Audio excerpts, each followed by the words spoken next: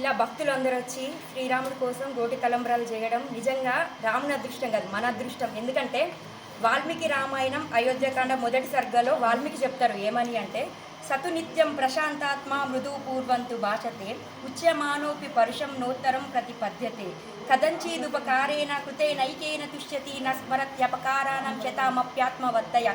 ఎవరైనా సరే కదంచిత్ అనుకోకుండా శ్రీరామునికి ఏదైనా చిన్న సహాయం చేశాడనుకో, అంటే కావాలని కాదు, అనుకోకుండా చేసిన జన్మతః రాముడు గుర్తుంచుకుంటాడట. నిద్రపోయిన ఫలానా వ్యక్తి నా కోసం ఇలా చేశాడా అని దానిని ఎప్పుడు మననం చేసుకుంటూ ఉంటాడట. అలాంటిది మనం కావాలని ఈ విధంగా చేసామంటే ఇక రాముడు ఎంత కృప చూపెడతాడో మనం దాన్ని గుర్తించలేము.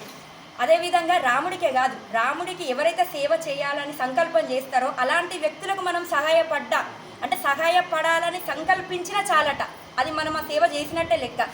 ఉదాహరణ చూడండి, మనకి అరణ్యకాండలో జటాయు ప్రస్తావన వస్తుంది. అక్కడ సీతాదేవిని రక్షించబోయి జటాయు తన ప్రాణాలను కోల్పోతే, అంటే నిజానికి జటాయు దేవిని రక్షించకపోయినప్పటికీ రాముడు తన దగ్గరకు వచ్చి, స్వామి రావణాసురుడు అపహరించాడు దేవిని అని ప్రాణం విడిచినాక రాముడు దిక్కులు ప్రక్కటిలతోటి ఏడ్చి, ఆ తర్వాత ఏవ ముక్త్వా చితాం దీప్తమారోప్యాపతగేశ్వరం దదాహ రామో ధర్మాత్మా స్వబంధుమివ దుఃఖితః తతో గోదావరిం గత్వా నదీన్మరవరాత్మజౌ ఉదకం చక్రతుష్టస్మై గృహరాజాయ తావుబౌ.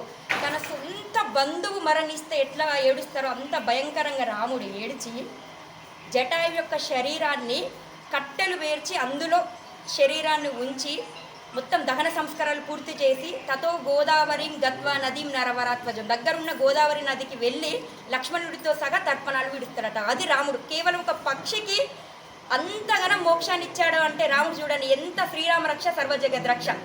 దేవిని రక్షించపోయినప్పటికీ కూడా దానిని రక్షించినట్టుగానే స్వీకరించాడు. మనకి సుందరకాండలో కూడా ఆంజనేయుడు వెళ్తా అంటే నేను ఎందుకు చెప్తున్నా అంటే, ఆంజనేయుడు సీతాదేవి జాడ కోసం వెళ్తే ఎంతమంది ఆంజనేయుడికి సహాయపడాలని పోటీకి వస్తాడు తెలుసా.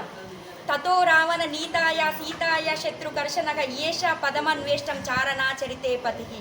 అబ్బబ్బబ్బా.